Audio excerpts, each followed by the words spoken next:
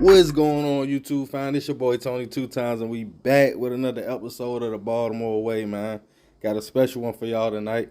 This highly requested. I did a previous video about this, but it was only 4 minutes, so this one got way more information. But first, y'all know we gotta get into tonight's sponsor, Cool Green Clothing out of Baltimore, Maryland. Bro been going crazy. He got some new stuff going on. Be sure to check it out at www.coolgreenclothing.com. Let's go. Yeah, shout out my nigga Cool Green on the fit though. Got me drippy, you heard? Oh man, check out my man, yo, you feel me? Yo, be getting me right, you feel me? Big clothing for real, you feel me? Come with everything for real. I'm grabbing everything for my man, yo, you feel me? Shout out to my man, yo, you feel me? Support, you heard? Yes, sir.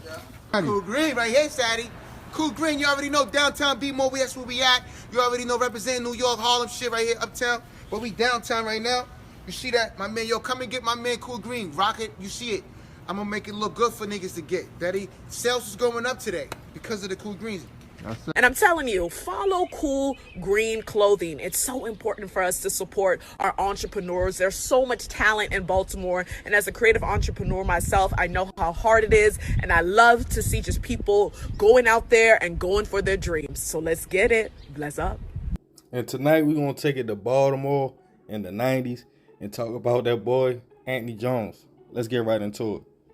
Baltimore, Maryland, in the 90s, was considered the heroin and murder capital of the world. The streets was filled with money and product. From the lookouts to the corner boys, everybody was eating, and the streets still had structure.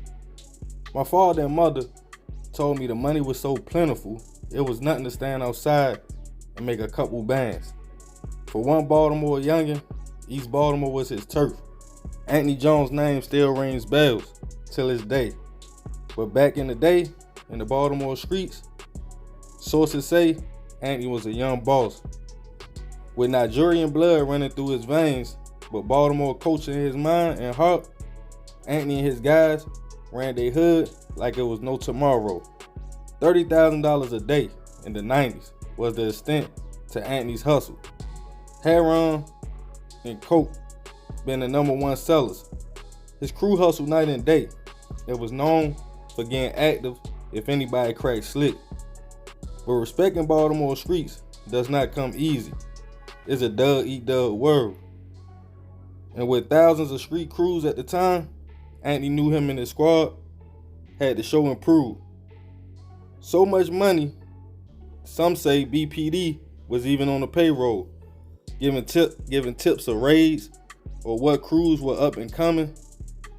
But with these blocks making thousands a day, everybody wanted in. Wish the name Baltimore Murder Line would reign to be true, and beef in the streets was at an all-time high. At only 18 years old at the time, Andy made sure the city knew his name, and if you didn't respect him, you definitely would feel his pain. When another Baltimore trapper named Elway was also getting money and had a murder squad, the two groups would collide and leave shells and bodies all through the Baltimore streets. Victory or death in the war with neither side back down. Body for body. Sources even say and allege Andy was vicious. He was quiet and laid back, but Elway on the other hand was wild and felt as though Anthony didn't deserve the respect and the stripes he had in the Baltimore street in true Baltimore fashion, and wanted to take over Anthony's blocks. But Elway created more than just one enemy, and Anthony and another hustler named Baby Dan linked up to finish Elway. The streets got real. Allegedly, Anthony was getting Elway men knocked off left and right, even his right-hand man. Soon after Elway struck back, and Anthony got hit in his arm. Allegedly, one of Anthony's men came to pick him up.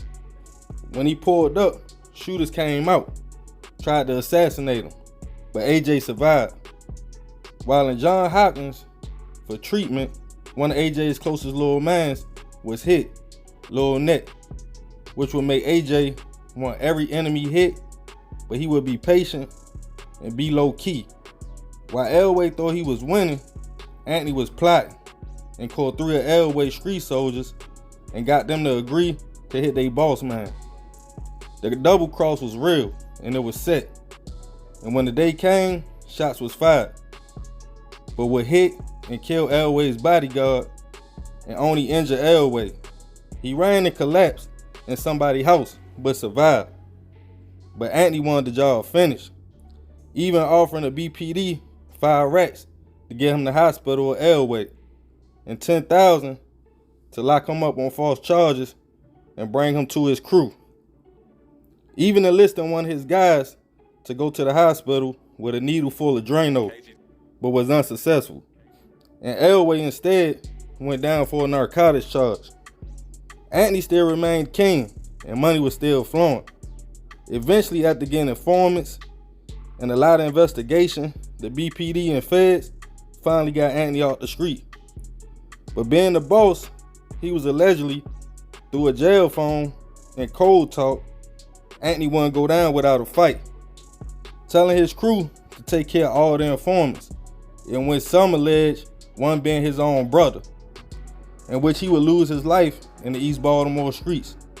Feds alleged the organization was responsible for 20 hits or even more and wanted to give Anthony the death penalty.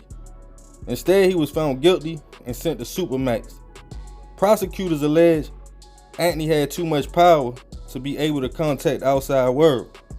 Some say Anthony Jones was the best that ever did it out of Baltimore and had the city under siege. I don't know if he'll ever see the streets again, but moral of this story, don't lose your life or freedom behind a name. Nowadays, Anthony's story and everything he did in the streets are just street legends and hood tales, not worth life in prison. A fearless leader who could have been anything he wanted, but chose the streets. But hey, that's the Baltimore way. Man, salute to everybody that's been requesting this video. Like I said, I had already did a video on Anthony Jones like 2 years ago. But it's when I first started the Baltimore Way, so it was only like 4 minutes. So this one right here got as much information as the old heads would tell me that was around in that time. Like I was young at that time, so you know, I don't know exactly everything that happened per se, but yeah, man, it's crazy. You feel me? People say the streets was on fire, you know what I mean? In the 90s in Baltimore, y'all seen the corner, y'all seen the wire, so yeah, it was going down. But I don't know if Anthony will ever see the streets again, like I said. And you know, all that work he put in, you know what I mean? At the end of the day, it cost him a lot of his guys and his freedom, which is most important. So yeah, man, this is a good story, you feel me? Somebody need to make a movie about it. But everybody been requesting me to do this, man. So I hope y'all appreciate this. Y'all be sure to check out tonight's sponsor, Cool Green Clothing, coming straight out of Baltimore, Maryland. Bro been going crazy, like I said, with the merch.